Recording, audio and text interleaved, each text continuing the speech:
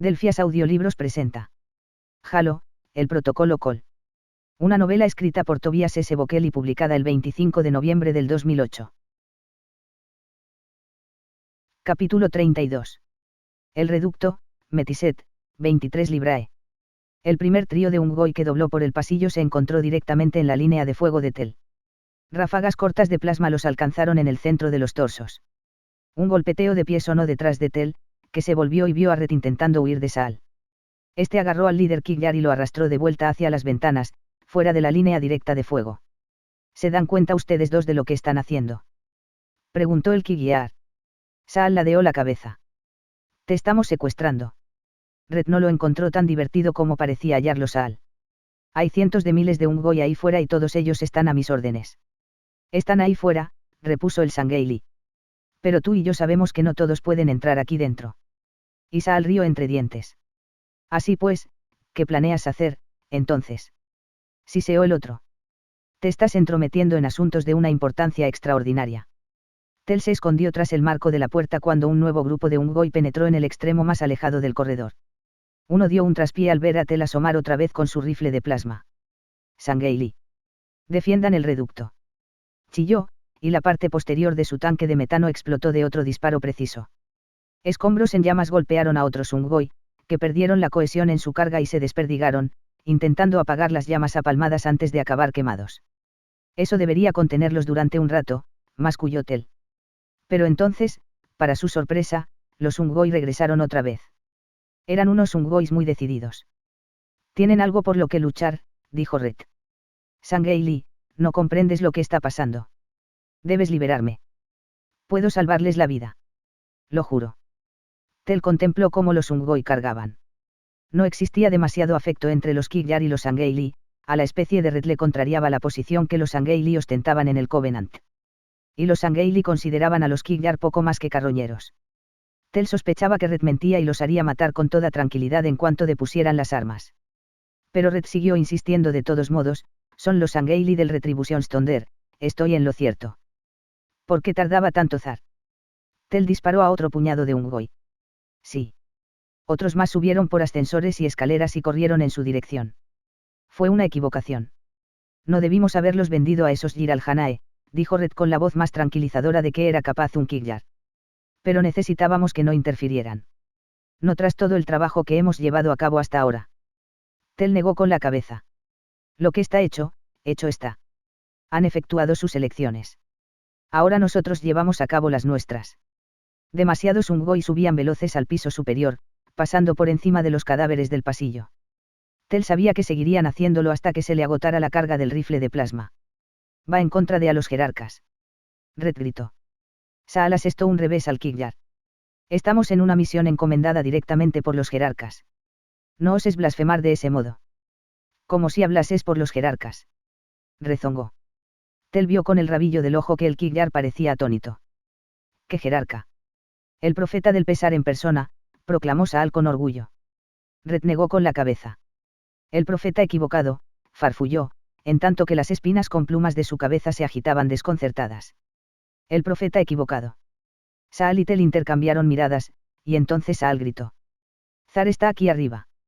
Efectivamente una columna de aire perturbado onduló justo fuera de las ventanas. Vuela a las ventanas. Ordenó Tel, y cerró las puertas y las bloqueó para impedir el paso a los Unggoy. Saal utilizó una granada adhesiva. La luz azul destelló varias, y Tel agarró entonces a Red para protegerlo mientras la explosión sacudía la estancia. Fragmentos de cristal salieron volando por los aires, y el tronar de motores inundó la habitación, trayendo acres nubes de bruma de metano con él. Tel se echó a Red a la espalda. Si chillas, forcejeas o te mueves, lo lamentarás profundamente. Ahora inspira a fondo, mientras todavía haya algo de aire. Siguió a Saal por el saliente de la ventana, contemplando la inclinación de la nave readaptada que se extendía ante él. No era el camino que debían tomar. Si resbalaban fuera del borde, los esperaba una caída muy larga. Tel se alzó a sí mismo y el peso del Kiglyar, usando manos y piernas para reptar hacia arriba por la pendiente de metal situada por encima de las ventanas. Saal gateó por delante de él, libre de peso, hasta la parte superior de la nave, donde el transbordador permanecía cernido en el aire, aguardándolos. Necesitaban una última táctica que les concediera algo de tiempo. Tel sacó un par de granadas y las dejó rodar en dirección a la pendiente del casco. Cuando cayeron junto a sus pies, las pateó al interior a través de la ventana.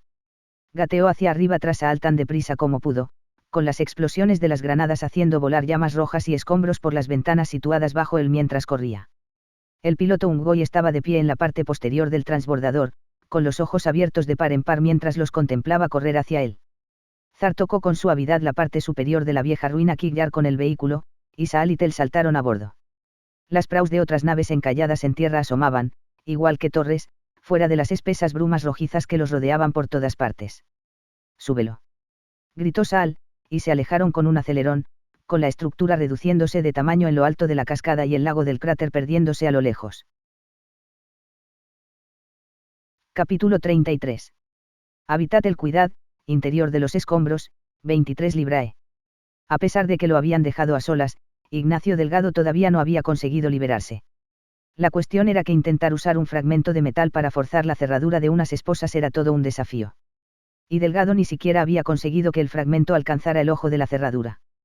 Con un sonoro suspiro, el único guardia del almacén se puso en pie, dobló lo que fuera que había estado contemplando y lo guardó en un bolsillo.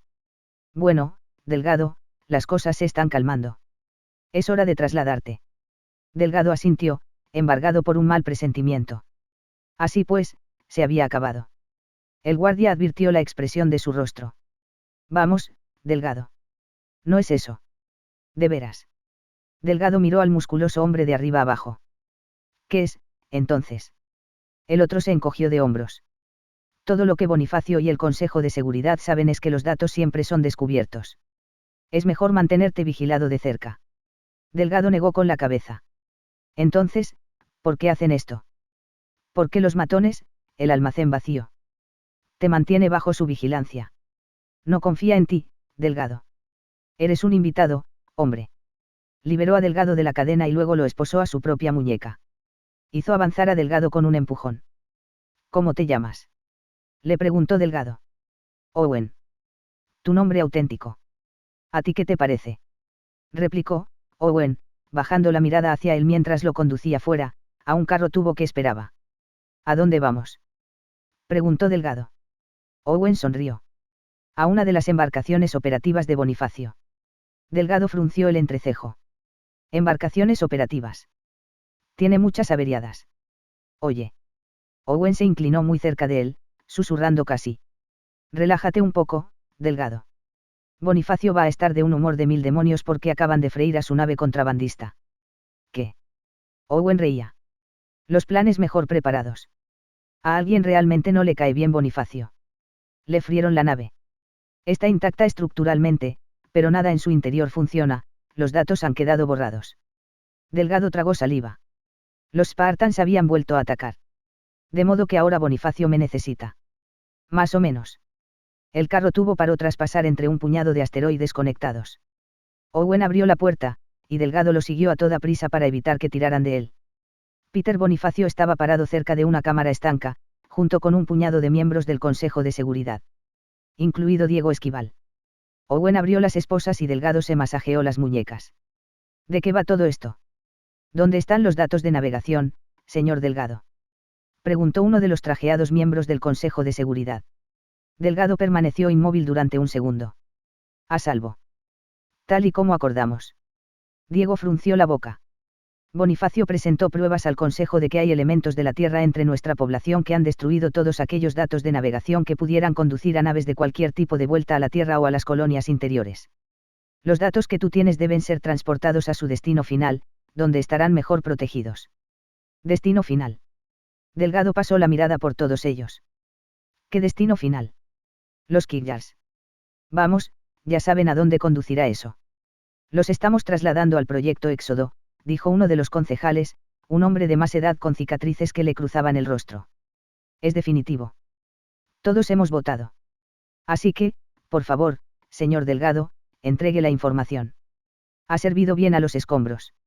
Es hora de entregarla ya. ¿Qué diablos es ese proyecto Éxodo?, les espetó Delgado. No es más que un gran plan de emergencia, respondió Diego. No podemos hablar sobre los detalles. Y necesita datos de navegación. Delgado miró a Diego. Sí, Diego asintió y extendió los brazos. Realmente los necesita, Ignacio.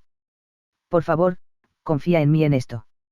Confía en el Consejo como los líderes elegidos de los escombros. Diego miró a los otros miembros. No parecía que quisieran hacerle ningún daño. Pero era la elección correcta lo que fuera que tenían en mente. Delgado inspiró profundamente. No era él quien tenía que tomar la decisión, ¿verdad? Los escombros había elegido a todo el Consejo por un motivo. Y el Consejo había contratado a Delgado. Él ya no era el guardián de los datos. De acuerdo, dijo.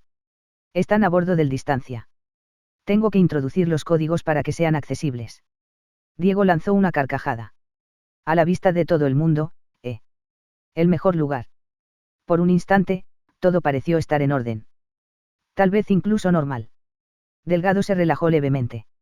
La sensación quedó hecha añicos cuando Peter Bonifacio dio un paso al frente. Lo llevaré hasta el Distancia, luego me reuniré con el resto de ustedes en Éxodo. El Distancia solo tiene una guardia de poca monta. Es un blanco fácil. Mis guardias no son simplemente voluntarios de la defensa de los escombros, tienen auténtica experiencia en combate. Había reprobación en su mirada airada, y Delgado vio que unos cuantos asentían dándole la razón. Parecía que Bonifacio había estado minando el trabajo de Delgado para mantener los datos a salvo. Diego se adelantó. Iré contigo. Delgado y él compartieron una veloz mirada. Bonifacio se encogió de hombros. Estaré encantado de tenerte a bordo, concejal, así como a cualquier otro que quiera venir. Tengan en cuenta que las dependencias de mi nave son estrechas. Por aquí. Alargó la mano, indicando que ellos debían pasar primero. Sus guardias ya habían pasado por la cámara estanca al interior de la nave que Bonifacio tenía aguardándolos. Era una nave con poco espacio, un remolcador de alguna clase transformado. Probablemente en el pasado había lidiado con sucios asteroides y los había empujado a órbitas nuevas para ser recolectados por los mineros y sus plantas de procesamiento. Ahora era el transporte personal de Bonifacio. Bastante veloz, pensó Delgado, paseando la mirada por la ampliada cabina de mando una vez que hubieron pasado a través de la cámara estanca. Pero, de todos modos, un poco exagerado. ¿Quién tenía una nave privada para utilizarla solo como transporte en los escombros? Era consecuencia del deseo de Bonifacio de pavonearse y dejar bien claro lo especial que era. Bonifacio entró, dio la orden de partir, y se volvió hacia Delgado. En la poco iluminada cabina tenía un aspecto parecido al de un pájaro, sus ojos eran charcos de redonda y brillante oscuridad. Alguien dejó frita mi nave. Provocaron un cortocircuito en todos los sistemas eléctricos, y varios hombres buenos que la custodiaban están muertos. Eso cuesta. Mucho. Lamento oírlo, dijo Delgado, contemplando a los 3 guardias fornidos que lo rodeaban en aquellos momentos en la diminuta cabina. Diego rió entre dientes, y Bonifacio se revolvió contra él. Esto te divierte. El futuro de los escombros es algo risible. Trabajo duro para asegurarme de que tenemos un futuro, a pesar de tu intromisión. Un futuro. Diego negó con la cabeza. Eres un mentiroso de mierda, Bonifacio. Te preocupan los futuros beneficios, no el futuro. Sí. Bonifacio buscó en el bolsillo, con las manos temblando ligeramente y el rostro enrojecido. Se daban tantos aires la primera vez que apareció el Covenant. Cuenta a Delgado la auténtica historia, y como todos ustedes, en su gloria democrática, se volvieron hacia una única persona cuando llegó el momento decisivo. Diego no dijo nada. Bonifacio negó con la cabeza y sacó un Sweet William. Apuntó a Diego con el cigarro. Le han contado cómo tuvo lugar en realidad el contacto con los Kigiar. Apostaría a que no. ¿Por qué no los deja en buen lugar? Encendió el cigarro y tomó un largo sorbo, luego se rió, con el humo del cigarro escapando a bocanadas. Se cagaron en los pantalones cuando aquella primera nave Kigiar pasó por delante de los escombros, escaneándonos, comprobándolo todo. Querían saber qué hacer. Atacarla o intentar hacer las maletas y correr a alguna otra parte del sistema.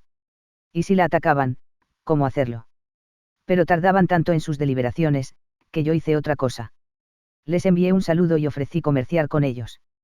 Les envié un manifiesto de todo lo que se me ocurrió que teníamos en nuestras zonas de almacenamiento. Les expliqué que no pertenecíamos al UNESC, que los odiábamos. Que éramos rebeldes. Porque, en realidad, incluso otras especies tienen que saber lo que es el comercio, ¿no, Delgado? Economía, eso es universal. Todo el mundo quiere mejorar. ¿Fue ese el auténtico primer contacto? Preguntó Delgado.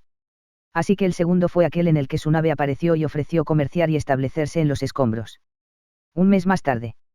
Alguna especie de pez gordo Kigjar llamado Red tenía una caja que podía traducir su idioma al nuestro. Como si nos hubieran estado estudiando, repuso Diego. Y querían comerciar. Bonifacio asintió. Aceptamos armas de ellos para vendérselas a nuestros hermanos, allí donde podíamos volver a meterlas de contrabando en las colonias, a cambio de mercancías. Los Kigjar, por su parte, querían mecanismos de transmisión de desliespacio. Mecanismos de transmisión de desliespacio. Delgado frunció el ceño. Resulta ser que los Kigjar ocupan un lugar de lo más bajo en el tótem del Covenant. Bonifacio sonrió con suficiencia. No les permiten construir mecanismos de transmisión para sus propias naves. Todo lo relacionado con la mecánica está en manos de unos a los que llaman profetas. Los Kigjar no tienen acceso a nada. Como ves, no es el gigante monolítico que el UNESC pretende que es, este Covenant. Tienen divisiones y desigualdades. Y donde esas ocurren, tenemos lo que usted llama un mercado, señor Delgado.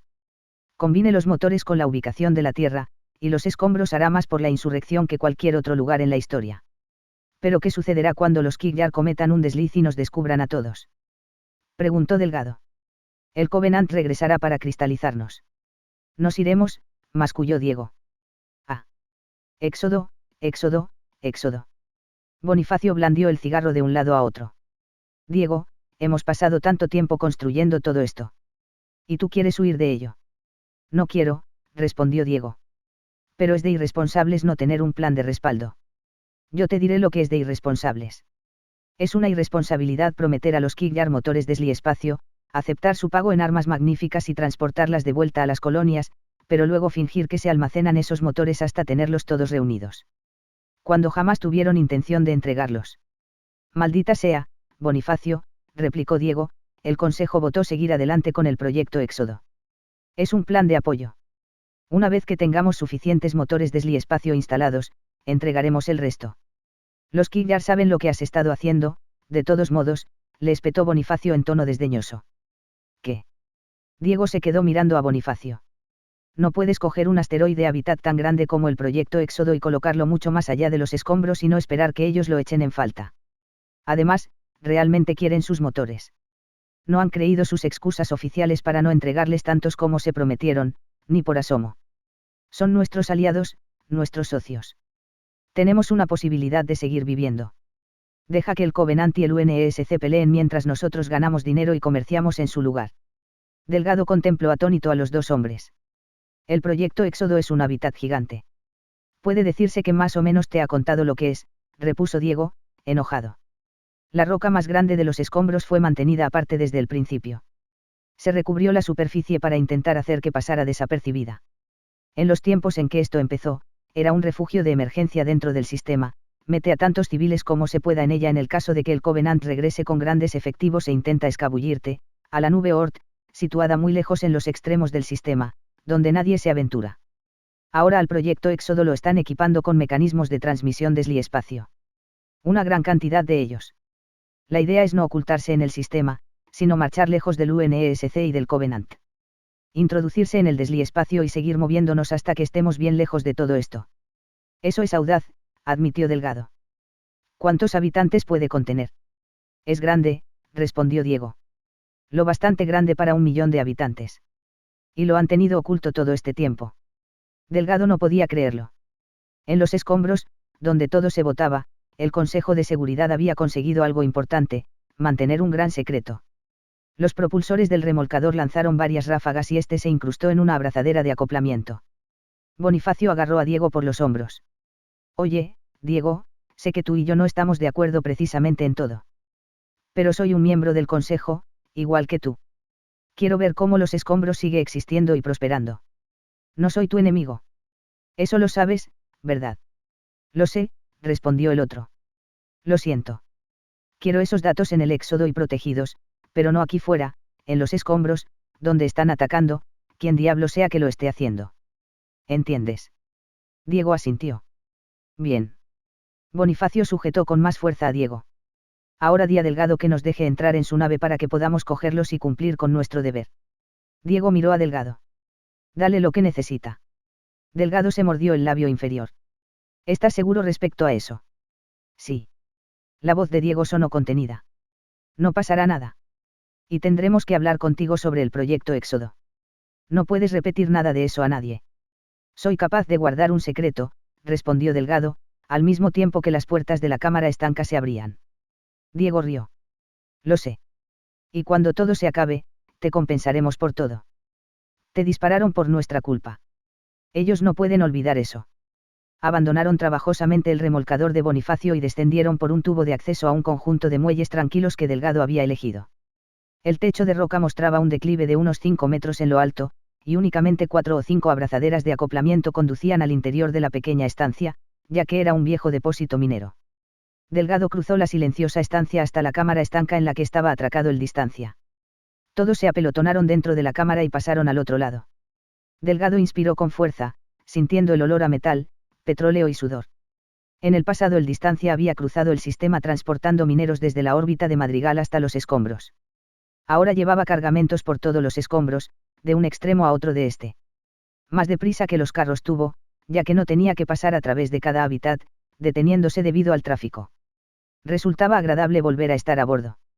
A lo mejor Bonifacio decía la verdad, y en realidad era tan solo un miembro inconformista del Consejo de Seguridad. En ese caso, Delgado podía limitarse a regresar a la tarea de transportar cosas por los escombros. Igual que antes de que Diego lo llamara, hablando de datos de navegación que desaparecían y pidiéndole si aceptaría esconderlos para los escombros, ya que él lo conocía mejor que nadie. Y era la única persona en quien Diego confiaba personalmente.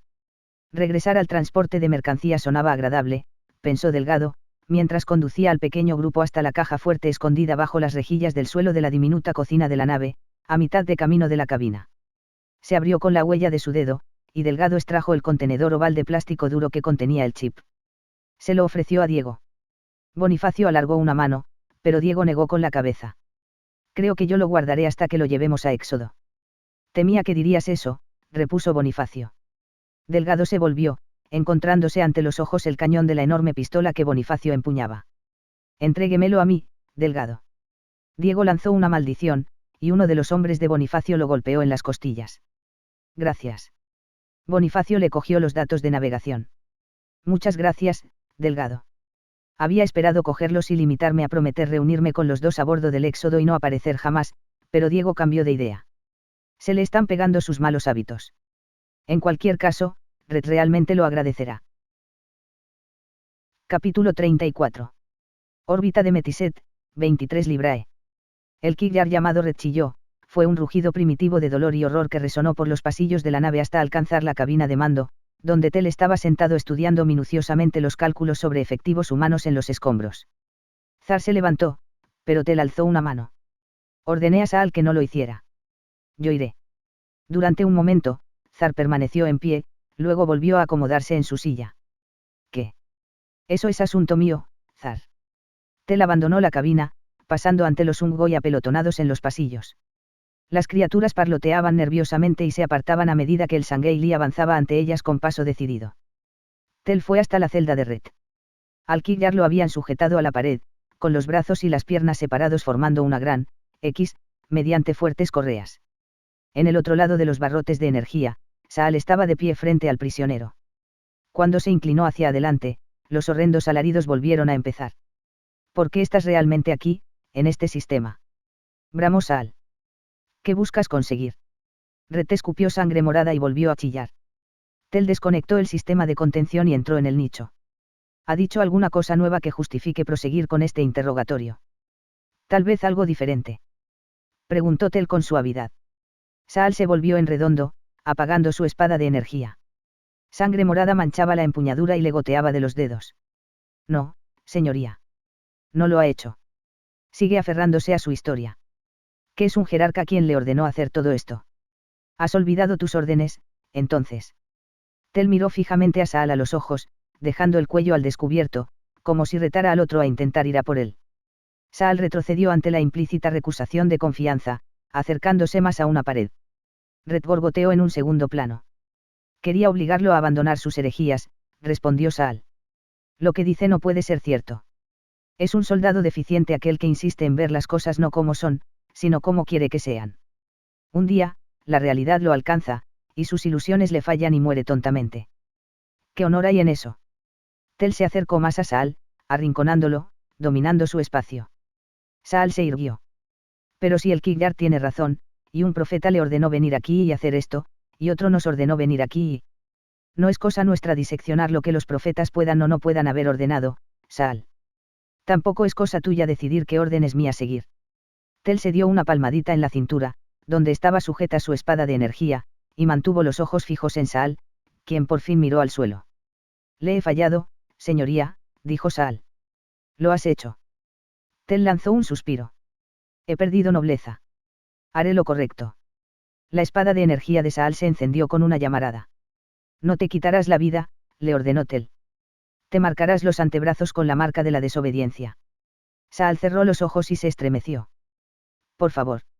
Es una orden. Tel se enderezó por encima de Saal. Ahora vete. El guerrero abandonó la celda con la cabeza gacha por la vergüenza. Tel fue hasta la losa que hacía de cama y se sentó en ella, de cara a Ret.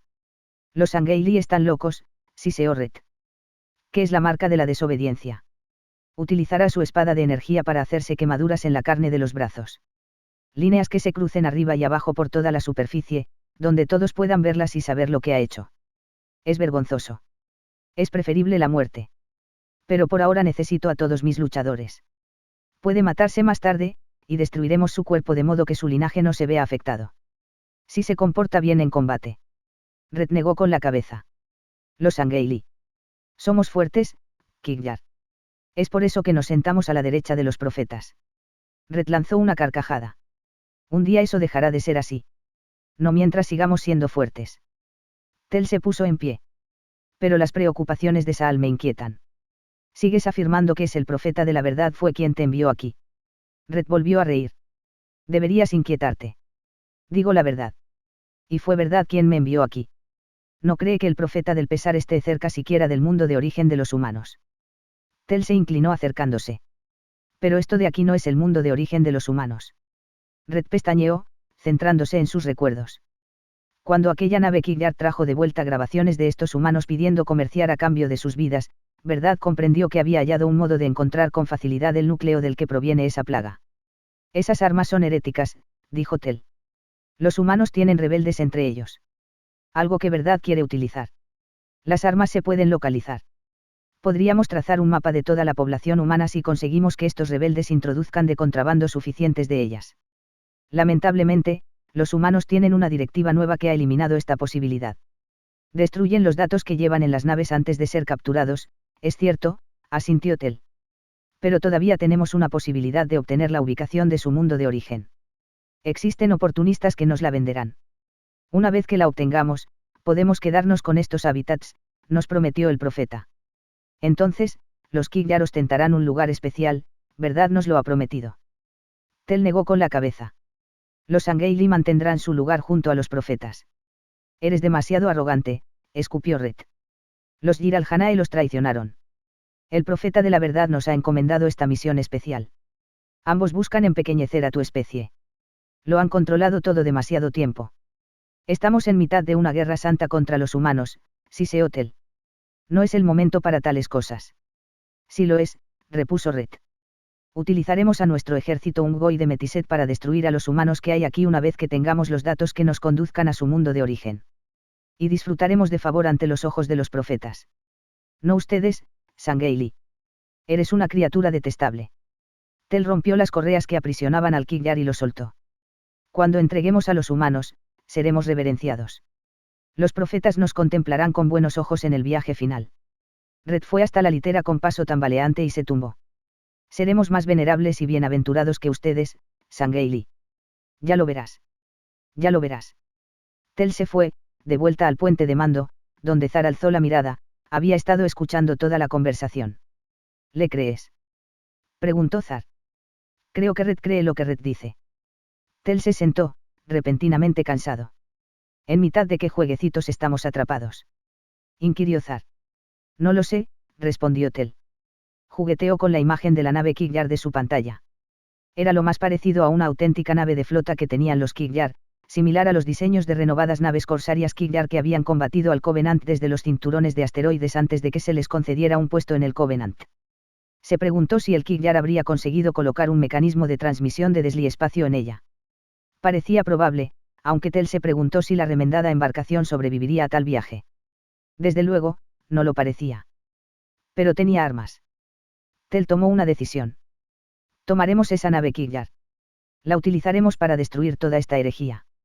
Si el profeta de la verdad aparece y me ordena que me detenga, entonces lo haré. Advierte a los demás que estén preparados, y di a estos Ungoi que se dispongan a ser de utilidad. Hasta que el profeta de la verdad no apareciera, Tel tenía que seguir las órdenes recibidas. Y puesto que los Yir-al-Janae regresarían pronto con el sumo profeta del pesar, Tel quería que sus acciones mostraran que había cumplido con su deber. Sí. Los hábitats humanos que había aquí arderían, tal y como su mundo Charybdis 9 había ardido. Gracias por escuchar. Like y suscripción si les gustó y recuerden que pueden comentar cualquier cosa. Hasta el próximo capítulo, amigos.